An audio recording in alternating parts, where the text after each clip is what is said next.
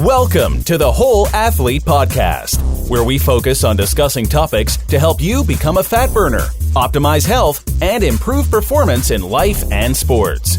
Transform the whole you from the inside out with the holistic method. Let's dive in.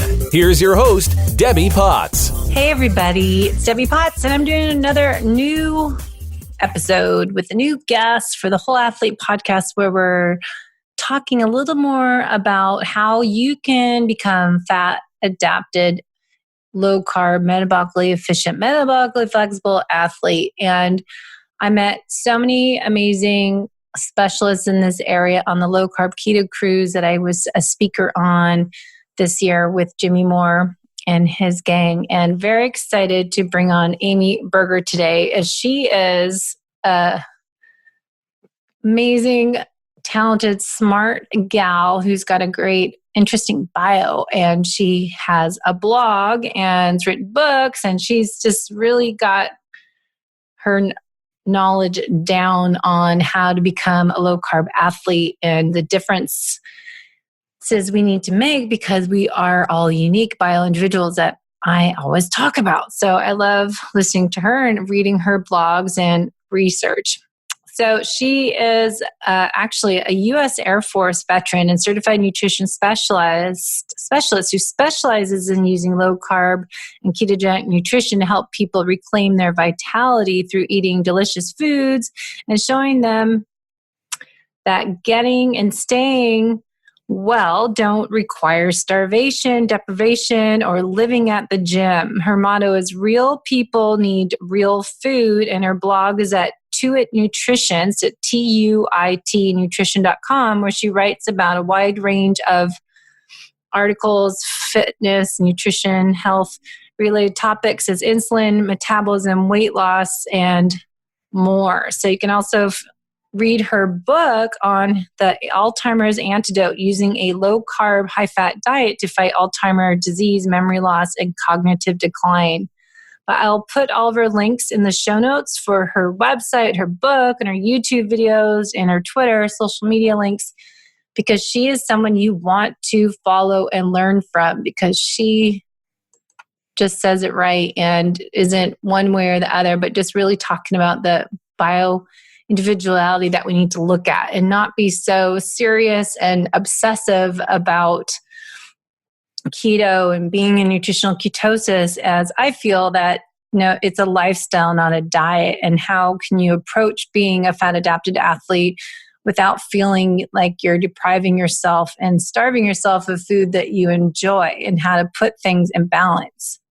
So when I do my coaching program with athletes and individuals of all levels, trying to reduce chronic inflammation, GI stress, changing them to get off the blood sugar roller coaster in my 30-day online course that we're running monthly starting this October, is a part of the process of becoming a fat burner and get off the blood sugar roller coaster is going to more of a lower carbohydrate diet and higher fat. So the goal is to balance our blood sugar, and that varies per person what macronutrients they need to have to balance their blood sugar. And also we want to improve energy levels and reduce fatigue. So a great article I'll put in my blog and show notes, but dietary fine-tuning mini quiz. I really like this information on, if you have the right fat protein carb ratio, you should feel full and satisfied, do not have sweet cravings, you don't desire to eat more, you're not hungry soon after eating, you don't need to snack before the next meal. Your energy is restored after eating. You have a good, lasting sense of energy and well-being if you eat the right foods. You should feel more refueled and restored, and your emotions should feel uplifted, and your clarity of mind and focus and attention is improved, and normalization of thought processes. So that is the right ratio of fat, protein, and carbs that you eat based on your bioindividuality. And we'll talk today about what that means and what is keto adaptive, what is fat adaptive, and do we become a fat burning machine? Are we in nutritional ketosis, and what all that means? So I want Amy to explain that for us. So let's bring her on the show. I'll put everything in the show notes, and you can also go to debbiepotts.net to learn more on my blog, as I'll post this mini quiz and more information. So let's go get Amy, and we'll be back. Push this and we're good. Hey guys, I have Amy back on the line today. And Amy, thanks for coming on the show. As I just read your bio, and you are just filled with information. Your website is so much information on the ketogenic diet and brain health and just being healthy in general. So thanks for sharing your knowledge with our listeners today. Yeah, thanks for having me here, and thanks for all those kind words. So what led you to becoming more interested in the fat adaptation and ketogenic health for coaching individuals of all levels? Right. Well, I became a nutritionist I'm a career changer. It wasn't my first career. And I got into low carb and ketogenic dieting myself through my own history. I mean, I was heavier in the past, and I was never sick. I mean, I didn't really have any illnesses, but I was carrying a lot of extra weight, despite doing what I thought were all the right things, my whole grains and my margarine and my skim milk and lots of running. And I just couldn't lose weight no matter what I did. And long story short, I found the Atkins diet, and after, and it worked, of course, the weight came off. And after being in and out of jobs that I really wasn't fulfilled by and wasn't satisfied with, I realized, hey, wait a minute, like I could be a nutritionist. That's a career. I could, go back to school, get some education, like formally train for this. And so I did. I went back to school for nutrition after I was already doing low carb myself for several years.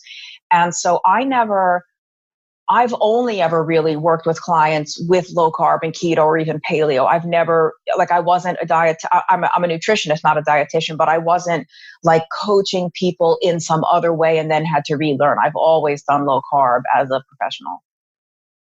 Yeah, I always love to ask people how they got to what you're doing now. Like you seem, listening to you at the Low Carb Keto Cruise, you're very passionate and you love to learn and share that information via your blog and the way you coach people. I can tell, you get excited and you're passionate about it. And I find that I love just hearing the stories of how people got there and what their why is and their passion and purpose and mission. So what's your goal now? What are you trying to achieve in your career and your mission with your website? Well, now I think, and we'll probably end up getting into this in more detail, but when I was new to this, we're talking 1999, 2000, and I dabbled. It didn't stick at that point. It only stuck for the long term around 2003, 2004, but still that's, like 15 years ago. But when I was brand new to this, there were no blood ketone meters. There were no breath ketone meters. The urine strips existed, but you couldn't buy MCT oil at the store. There were no exogenous ketones. There was one internet forum for this. There was no, Facebook did not exist. Reddit and Twitter did not exist. Instagram did not exist when I was new to this. And so when I was new, there was a lot less information, but because there was a lot less information, there was a lot less misinformation, there was a lot less confusion, there was a lot less conflicting and contradictory information. And I always say, I don't envy the people that are new to this now, because there's so much stuff out there that, it's great that this way of eating has become so popular, but because it's so popular, there's a lot of people trying to make a quick buck off of it. And there's just a lot of crazy information being put out there that isn't really scientific. And so my mission now, that's the long way of answering your question. My goal now is to help people see how truly simple and uncomplicated this is when you get rid of all the unnecessary layers that are just making it harder and more expensive and more intimidating than it needs to be. This is actually one of the simplest, most straightforward things to do, and people are just going out of their way to make it so difficult. And I'm routinely stunned at how out of hand things have gotten, really. Mhm. It's funny because I did start about 2004 myself when I was training for Ironmans, and I started marathons, long before that, but I started just figuring out for my own self that eating all these carbs and these sugary drinks, and I was throwing up the whole bike ride. 'Cause I'm like, this has nowhere to go. I'm trying to, feed myself 500 calories an hour. It's like, how am I supposed to lose weight if I'm eating every hour? It didn't make sense to me. And then I started figuring that out myself and doing low heart rate. And yeah, it wasn't around. There wasn't a label to it. And metabolic efficiency testing I started doing in 2005 and with the metabolic cart. And I still didn't even know then. We realized, okay, here's where you burn fat. But then I wasn't putting it together until like a few years later, like, oh, it's nutrition, and worked with Bob Seebohor, did the metabolic efficiency coaching. But it's so funny how it's evolved. And even I've been immersed in my fitness studio last few years and kind of talk about this all the time on the podcast, but just last few weeks since the cruise, realizing how many people are out there. And I searched for, listen to past podcasts going, okay, this last 3 years, there's just a ton of keto stuff. And it is hard to hear or find, what's right and what are the truths and what are the myths out there. So let's just kind of clear up, what is fat adapted and keto adapted, or is it the same? What's your definition for being a fat burner versus? So I think being fat adapted is related to, but not the same as being in ketosis. So my definition of being in ketosis is where if you were to measure your blood, breath, or urine, you're producing ketones. Your ketones are elevated, even if they're not high. And this is a misunderstanding of a lot of people out there. You don't have to have a high ketone level to be in ketosis. Ketosis is like pregnancy. You either are or you aren't. There are degrees, like you could be in what somebody might call a quote unquote deep ketosis. Your ketones are like 2 or 3 millimolar or above. But if your ketones left, for example, in the blood are 0.2, guess what? Congratulations, you're in ketosis. Like, it doesn't have to be super high. And some people's bodies just naturally don't produce ketones that high. Like no matter how healthy, no matter how active, some people will never really see above 0.8, above whatever, without some kind of radical intervention, like a long-term fast or something. So my definition of ketosis is that there are measurable ketones even at a very, very low level. Being fat adapted is where, in my opinion anyway, you are eating low enough carbohydrate that your body's primarily being fueled with fat. You just might not be producing elevated ketones. And so it's almost like ketosis is just taking fat burning a step further. You're probably eating less carbohydrate, or your body's just that much more effective at generating higher ketones. But you can absolutely have a fat-based metabolism and be fat adapted and be burning fat without having a lot of elevated ketones, which is something I really have to hammer home to my clients that are mostly interested in fat loss. They'll come to me, why aren't my ketones are only such and such, or why aren't I in ketosis, or why am I not losing weight? My ketones are at 1.2, whatever. You can lose fat without being in ketosis, and you can be in ketosis and not lose. You can actually gain body fat in ketosis, and I know because I've done it. All either of those states, fat adaptation or being in ketosis, all that means is that you are burning fat, you're running on fat. It doesn't tell you whether or not you're losing body fat. Those are not the same things. Yeah, I think that's where it gets very confusing that, okay, I'm low carb, high fat, I'm being fat, burning fat. And if you do a metabolic cart, resting cart, you could see it at rest and during exercise, but you're saying you're not necessarily burning any ketones. If you tested, you're not going to show up maybe 0.3, 0.5 on the ketone meter, but you're still burning fat. Is that what you're saying? Yeah, that's true. But I'm also saying that something like 0.3, that is ketosis. Yeah. That's very much ketosis. There's no real threshold at if you're only at 0.2, that's not good enough. It's very, even, Stephen Finney and Jeff Volek, who the 0.5 threshold that a lot of people use comes from them. It comes from one of their books where they put the threshold for nutritional ketosis at the beta hydroxybutyrate of 0.5. Even they have begun to question that based on the results they're seeing with the patients from Birth to Health, which is like their telemedicine, keto, diabetes reversal type program. They're seeing people get really good results even when their ketones are below 0.5. So, yeah, that might be the long way of answering, but no, I mean, you can, as long as you're showing something on the ketone meter that shows you're burning ketones. Right. And even if you're not, even if your ketones are 0.0, if you know that you're eating not enough carbohydrate to fuel your whole metabolism, you have to be fueling it with fat. You have to be fueling it with something besides carbohydrate, and maybe your body just isn't generating, elevated ketones. I think that's actually very common. I think there's a lot of people who, for whatever reason, including, people that lift, some athletes that just almost never see elevated ketones, even though they know darn well that they're mostly running on fat just because their carbohydrate intake is so low. Mm-hmm. So that goes to the next question. Who should be showing more ketones and get into more nutritional ketosis, a deeper level? It kind of depends. And let me pause here and just apologize. They're mowing the lawn outside, so hopefully the recording's not picking that up. But if it is, I apologize. You're good. Can you ask that again? Who should be in ketosis? So who should be? Like, who do you feel like everyone should be showing some nutritional ketones on a keto? So they're getting 0.2 ketones. Should we all be striving for that? Or is it just specifically people with Alzheimer's, Parkinson's, and who should be at what level? Like when? Yeah, it's a good question. And I don't think there's any should to it.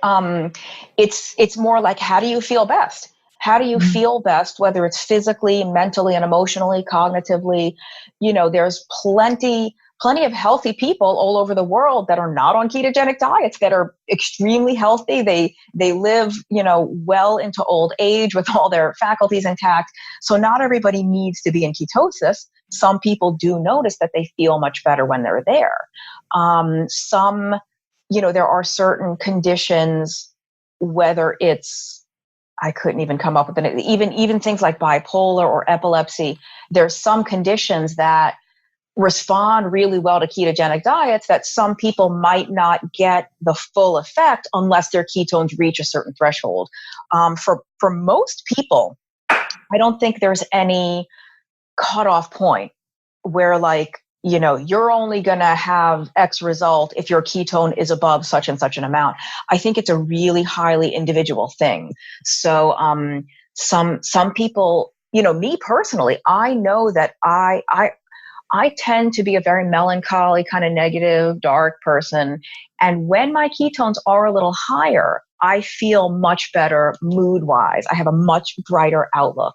But physically, I never really feel any different physically. So I think it affects different people differently. And I sometimes worry because I see this trend now going on for a while of people chasing ketones, like doing all kinds of stuff just to get higher ketones, when having higher ketones might not necessarily be of benefit to them. It might, but it might not.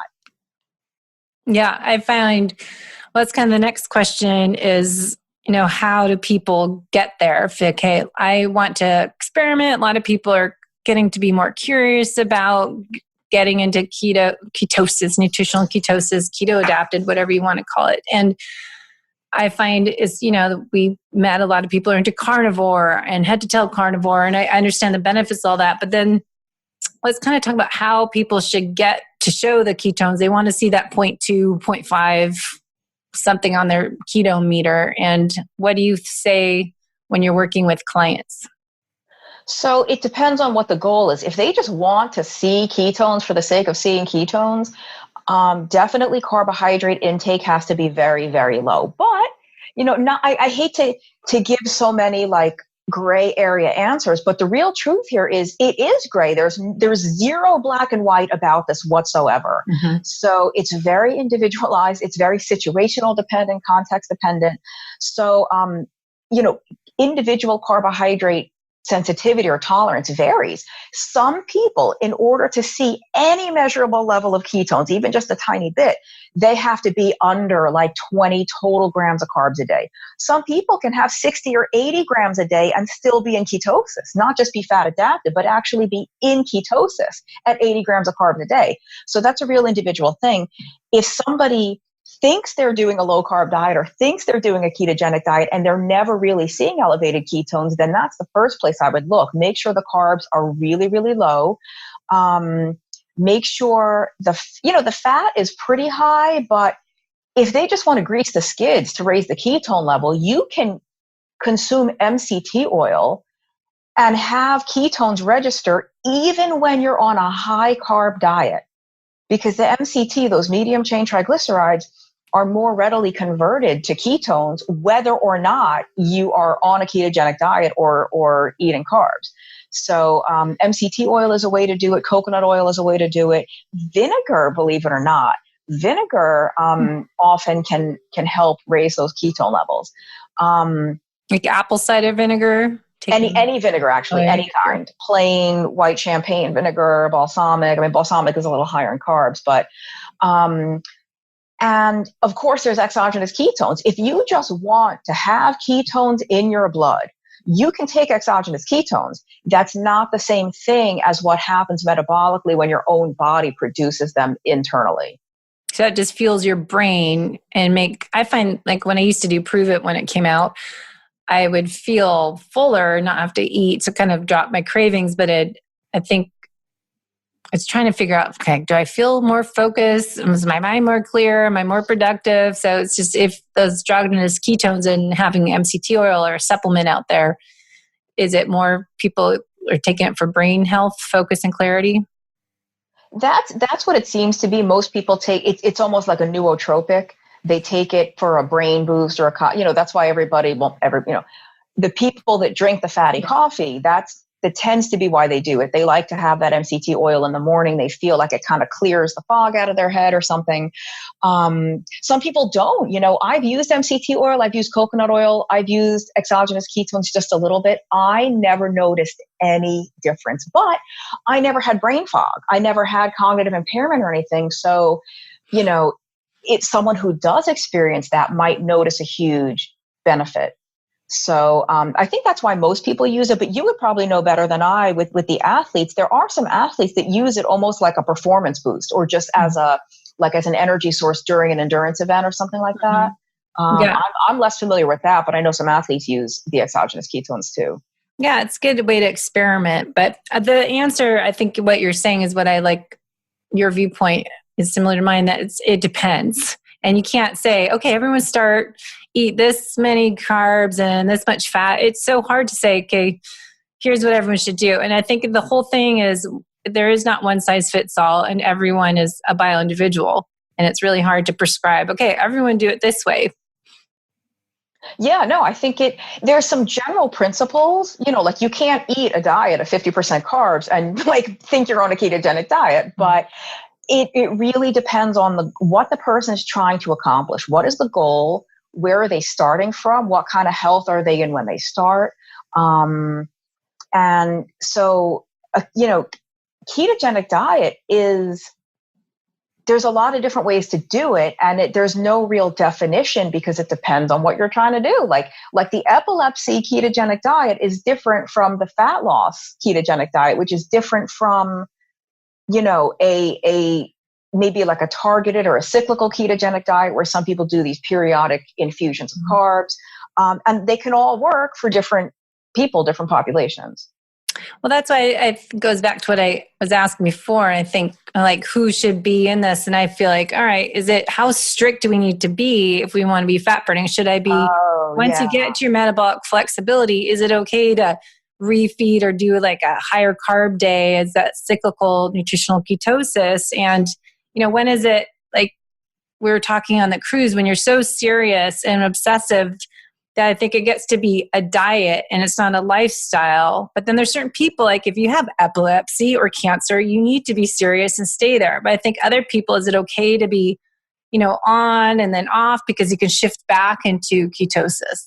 Right. So great question. And it's a really important point. So in terms of that if somebody has a medical condition that requires ketosis as a therapy, like epilepsy, some people with bipolar, some people with depression, anxiety, if you need ketosis in order to keep your symptoms or your condition in remission or at bay or whatever you want to call it, stay in ketosis. Like, don't mess around, or just if you simply feel your best, if you feel your best, emotionally, cognitively, physically, and you know that your body feels the best because of the state of ketosis, then do it. But I do think, you said it doesn't really, it moves from being a lifestyle to a diet where like there's rules and you're stuck to it. I would go one step further and say, unfortunately, what I see is it's moving from a way of eating to a prison. People are so terrified of like, oh, that's not keto. Carrots aren't keto. Red peppers aren't keto. Like, oh my God, I had one molecule of sugar. Am I going to die? Help me. What do I do? Or like, oh, I accidentally ate 1 teaspoon of honey. Should I fast for a week to detox? Like, this is where we are now. This is the kind of craziness that's going on. And there's a lot of people doing a strict ketogenic diet who really don't need to. They can if they want to, but I think there's a lot of like overly fear-mongering about carbohydrate in general. Like, should people be eating 300 grams of sugar from Pop-Tarts and Frosted Flakes? No.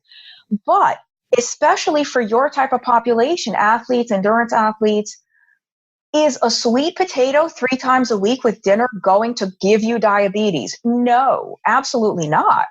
The type of diet required to reverse a serious condition is not necessarily the diet that prevents it from happening, or the opposite diet causes it to happen. Like for example, like I said, even at the beginning, if you look around the world or even historically, we have literally billions of people who are healthy and fit and active and lean, and they age with all their cognition intact, and they're not on ketogenic diets, right? They eat beans, they eat fruit, they eat grains. So a ketogenic diet is not the only way to be healthy. And I do think there's a little too much fear out there. If you are metabolically healthy and very active and you're not eating 26 times a day, then for most, I shouldn't say most, in most healthy, metabolically fit people, I think there's absolutely room for more carbohydrate than people realize. And like I said, it doesn't have to come from bread and pasta and cookies and candy bars. It can come from black beans. It can come from lentils. It can come from cantaloupe. And a healthy person will bounce in and out of ketosis pretty easily. There are some very, very metabolically ill people, whatever you want to call it, very insulin resistant people, that if they have one donut or one whatever, it could take them 5 or 6 days to get back into ketosis. Now, me, I'm not going to tell you what I ate, but 2 nights ago, I ate a larger amount of a higher carbohydrate item than I normally would have had. And looking back, it wasn't as much as I thought it was, but it's more than I would normally eat. And I was in ketosis the next day, probably because I don't eat a whole lot in the morning. I eat my first big meal kind of like mid to late afternoon, and I went for a big walk. So like my liver glycogen was probably depleting, but I was right back into ketosis because I've been low carb or keto for so many years. I have that flexibility. And I think most people probably do if they've been at this long enough. They have that flexibility. So, some people don't. The less time you've been on this way of eating, you have to give your body time to adjust. But I do think a healthy body should be able to sort of bounce in and out pretty easily. But I wouldn't, how do I say this? I wouldn't do it all the time. And it's more like the amount of carbohydrate I had. And this is just an example, but this could apply to a lot of people. The amount of carbohydrate I had was enough to quote unquote kick me out of ketosis very temporarily, but it did not undo the fat adaptation. That's a big point. Like when I talk to people about cheat meals or whatever you want to call it, having a cheat meal. If you've been on a ketogenic or low carb diet for 8 months, and you have one meal that's very starchy, that doesn't undo the previous 8 months of fat burning and metabolic adaptation you've gone through. It's like a little blip on the radar and you're right back to fat burning. Yeah. So I do think, let me emphasize, like I absolutely think keto and low carb are great. I mean, I make my career doing that, but we have gone too far in making people literally terrified of every last molecule of carbohydrate. Well, I think we're talking about being, feel ashamed if you're having broccoli or we're talking Brussels sprouts or sweet potato, that you feel like, oh my gosh, I'm gonna, shame on me for having any extra vegetables. So I think is realizing once you cross that side that you're more a fat burner and you're showing some ketones on your tracker or meter, whatever you use, then after a certain period of time of 4 or 6 weeks, depending on, I'm sure, how metabolically damaged you were, how long it will take you to become, get into fat burning side, that more research showing more metabolic flexibility, then you can flip back, burn fat all the time. Then you have those carbs and you go right back, you're saying, the next day or 5 days, depending on your body and what damage you've done it. And there's ways to grease the skids. I mean, for example, if you have a carb binge or whatever you want to call it, a cheat meal, I don't think anyone should feel any guilt around that or shame or fear. It's like, all right, I'm a human being and I ate something that maybe was not the best, move right on. But if it makes you feel mentally and emotionally better to try to do something about it, which, I do that sometimes. It's kind of like, okay, let me get this out of my system. You could fast half a day if you want, maybe skip breakfast the next morning or skip breakfast and lunch, or go for a hard workout. Just get that glycogen out of your system. And it's really no big deal. That's the way to do it. Yeah. So that kind of is the next question on fasting. You were talking about fasting. Do you prefer people to do some intermittent fasting, time restricted eating, feeding window, and once in a while do a longer fast? Yeah. Again, unfortunately, the wishy-washy answer is it depends. Yes. It's always the answer. Yeah. I mean, fasting can be so helpful and so therapeutic. But it's not required. Like in the original Atkins book or the original sort of from the 70s, 80s, and 90s, the first iteration of low carb books that came out, there was nothing in there about fasting whatsoever. Not even intermittent fasting, not even a 16-8 or skipping a meal. It was just like, here's the food you can eat, here's the food you can't eat, good luck.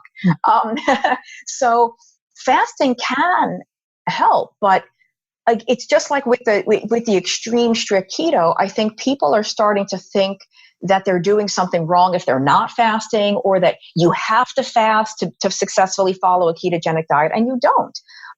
In fact, now, again, fasting can be really helpful, especially if you have very, very stubborn fat loss or very severe insulin resistance that isn't improving as much as it should be, even on a low carb or ketogenic diet. Some people need that little extra something that fasting can provide. But I'm also seeing, again, a lot of fear around fasting and a lot of very oh, I was supposed to go 20 hours, but I only made it to 18. And just all this guilt and self-recrimination and a lot of young, very, very athletic, very active women who are already under eating and they want to fast. This is the last population that should fast because they're already not getting adequate nourishment for the kind of athletic activity that they're demanding of their bodies. And I think you told your story on the cruise, it almost sounds like you kind of went through that. Just you were doing so much exercise and you have to feel that. If you're going to work out hard, you have to eat hard. And there's a lot of young women out there that they don't understand just how much energy, how much food energy the body needs for those kind of demands. Well, and so I don't think they should fast. Well, that's what, it's always my conversation with people too, is when does that fast become a stressor?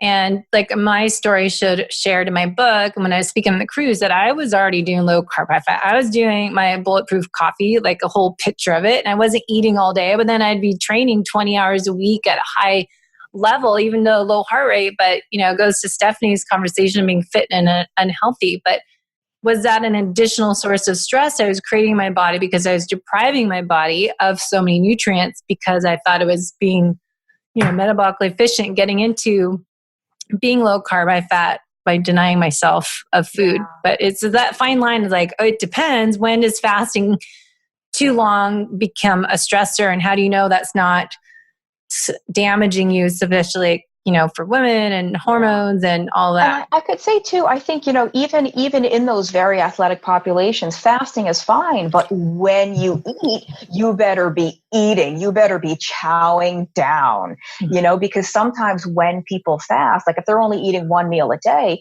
even if they're not intentionally restricting calories in that one meal, it's unlikely they're going to eat a whole day's worth of energy in one sitting, especially as like a small female. Maybe a big like Sean Baker can do that. He can eat 4 ribeye steaks in one sitting. Some young, 22-year-old girl who's running marathons isn't going to do that. And so it's almost like not safer, but it's just more sensible for her to split that into 2 or 3 meals.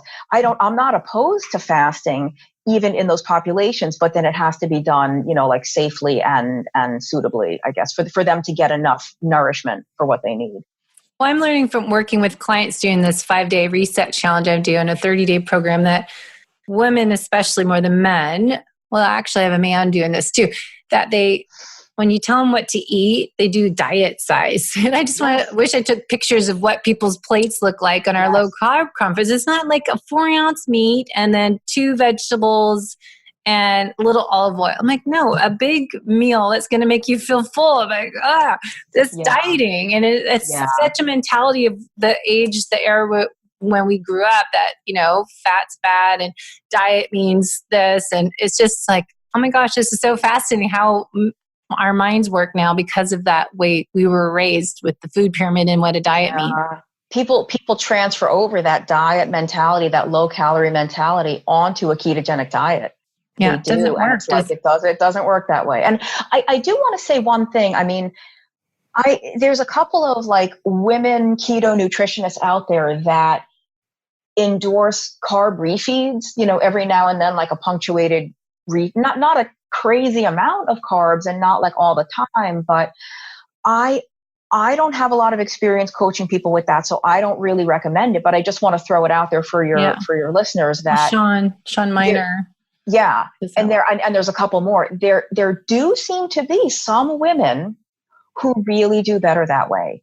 And it's not even a matter of the caloric intake. These were women who were like you, were maybe doing fatty coffee. They're getting enough total calories, but there's something about the carbohydrate that's helping them. And it does tend to be the women more on like the adrenal fatigue side of things, or sometimes the hypothyroid side of things, where just a little bit more starch every now and then makes them feel better. And I'm only saying that because if somebody out there listening kind of falls into that category, like I'm doing keto, I've done it forever, I'm doing it right, I'm doing all the right things, but I still feel awful. Don't be afraid to experiment with a potato or with some fruit or something. Like it's, there's a lot of different ways to make this work. And let's say, just as an example, out of a whole day's worth of food intake, you have 1 sweet potato. What is a medium-sized sweet potato? 40 grams of carbs, maybe? Out of your entire day, guess what? You're still on a low-carb diet. You might not be super, super ketogenic, but even to have a bowl of fruit and a potato on the same day, compared to what most people are eating, that's still low carb. And it might be just enough that you start feeling so much better, but you're still mostly fat adapted, Yeah. Well, that's, I think the fear in dieting and not making it a lifestyle is a big thing, and bioindividuality. And I'm not sure if you look at the metabolic typing that used to be popular. I think people are shifting to that more ketogenic approach, but it's interesting looking at genetics and your ancestry background and where are you from. That is one size fits all. But if you look at, like, I'm more Northern European, and this is the foods that my body probably prefers more based on my genetics. And if you do the metabolic typing quiz and see what you are. But for me, it's just, I know I do better with a higher protein intake, but that is me. But some people can eat more carbs and feel great. So I think it is, so like, start with this macronutrient ratio and then tweak it from there, plus or minus. Yeah. And the thing is too, people need to keep in mind that what works really well at one point in time under one situation might not be the best approach. Let's say 6 months later, you're doing an entirely different kind of training, or maybe you've had a baby and your whole life is different, or some massive thing in your life has changed, or you started out 250 pounds, type 2 diabetes on 6 medications, and now it's been a year or 2 years that you've been on a ketogenic diet. You are literally not the same person anymore. So the type of diet that worked at the beginning might not be what's best for you now. And people need to not be afraid to change things. And I totally understand the fear of change. I mean, I definitely sometimes wait too long to change things when I should, just because it is scary. But if you get to a point where what was working 6 months ago or a year ago isn't working so well anymore, like, okay, then change it. That's okay. Yeah, I know. I think it's listening to your body and going with seasons too, looking at eating by the season and what's in your farmer's market and what's local, and eating, berries in the wintertime. They're from Mexico is not ideal either. So I like to kind of go look at what is in season and eat that way, as well as, keeping my carb intake so I balance my blood sugar, because my body will feel more tired and I might feel grumpier, mood swings, or get headaches easier if I have too many. So, right. Now, I had a quick question for you. The metabolic typing, are you talking about like fast oxidizer, slow oxidizer? What exactly do you mean? Yeah. So I'm just doing the FDN program to be a practitioner, and they, it's a couple of years old. So I'm wondering if they're still on that, but we're studying the stuff I have to finish studying this weekend, the metabolic typing. And I studied it when I did the Czech Institute holistic lifestyle coach, Dr. Paul Chek uses the metabolic typing, Bill Wolcott. And I've read his book, and I haven't done the quiz for a long time, but it's, just your fast or slow oxidizer. I just wondered if people are still believing that, because I know Dr. McCullough always said that, and I just read his Keto Fast and Fat for Fuel book, and he's like, well, I used to use that, but now I don't. So it's just like everything changes. Yeah, I'm not that familiar with that. I mean, I've heard of the FDN, and is that like, that's Reed Davis's thing? Yeah. Yeah. I mean, did you listen to Sean Croxton back in the day, Underground? Yeah, that's how I heard about it, because I listened to Sean, and then that was the beginning of it. Yeah, Sean Croxton was so great. I mean, he's still working on it, kind of he does more motivational stuff now, but he always used to talk about that functional diagnostic nutrition. And I was going to go after it. I never did, but it definitely sounded very, personalized, and just like, it just sounded good to me. I never did the training, but I don't do that with my clients, just because I'm not like trained in it. I'm not skilled in it to know about, what's ideal for somebody. But I also think, and this isn't the metabolic typing, this is more genetics. I think that we also put a little too much stock in the genetics, because we are all humans. At the end of the day, we're all humans, and we can probably all do really well on a low carb, even like a paleo style diet. Because back in the day, like thousands or millions of years ago, we all only had access to certain kinds of foods. Even if they were higher in carbs, they were always unrefined. It was always a whole food. There was no flour. There was no, like refined sugar. So I think we can all start from like a basic framework and then go out from there. I mean, there are people with lactose intolerance. There are people with, whatever kind of genes. But I get people emailing me like, I have the MTHFR thing. What should I eat? I'm like, I don't know. Because the interesting thing, like what's always struck me as very interesting, is when you talk to a lot of the MDs that are well known in the keto world, people that have been doing this for 10, 15, 20 years, people come into their office, they get here's the diet to follow, here's how it works, here's what I want you to eat, here's what I don't want you to eat, and it works. And it works for Black people, white people, Asian people, Indian people, Middle Eastern people. It works for Jews and Christians and Buddhists and Muslims. And it's, even if you read the success stories on marchdailyapple.com or some of these websites, you have people from all over the world, all walks of life, following the same kind of diet, and it works. Mm-hmm. So for the most part, I do think we can all start from the same place and then tweak a little bit from there. But it's interesting to me that you can have really good success with a low carb or ketogenic way of eating without any testing whatsoever of the gut biome, of the genetics, of the COMT gene, and blah, blah, blah.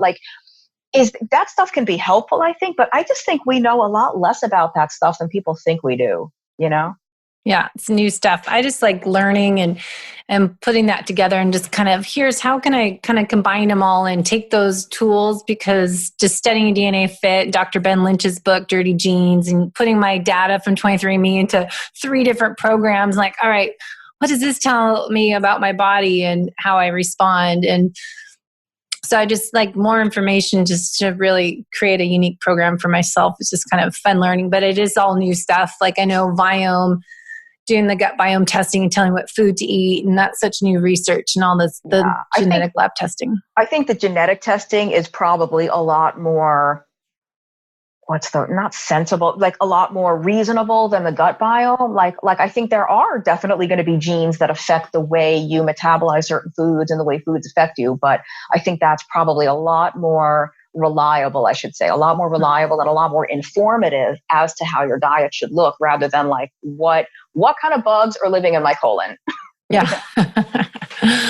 All right. Well, we're running out of time, but where are you going to be speaking this year? Are you going to more conferences? Yeah, I don't know when this podcast will be live, but I'll be at Keto Fest in Connecticut in July 19th. I'll be in Indiana, July 27th. Terre Haute, Indiana. I will be in Canada in August and September. I'll be at 2 different events in Canada, and that's it for now. But people can, I want to say I have it on my website. I don't really have it on my website, but I will soon, upcoming events and where you can meet me. So Canada. So I'm from Canada originally. Oh, you are? Born in Winnipeg. Okay. I was born in Winnipeg, grew up in Vancouver until I moved to Seattle. But it cracks me up because everyone says, I'm going to Canada. It's like a huge country, but everyone just says, I'm speaking in Canada. Right. I'm going to be in Toronto or Vancouver. Oh, you're from Canada? Do you know Joe Smith? He's from Canada. Yeah. And my maiden name is Smith too. So I'm like, no, just because my last name is Smith and I'm from Canada. Sorry. Right. So I'll be in Toronto on August 17th, and then September 21st, somewhere in Ottawa. I don't know where. Yes, I know Ottawa's still a really big place. I'm not sure where that'll be.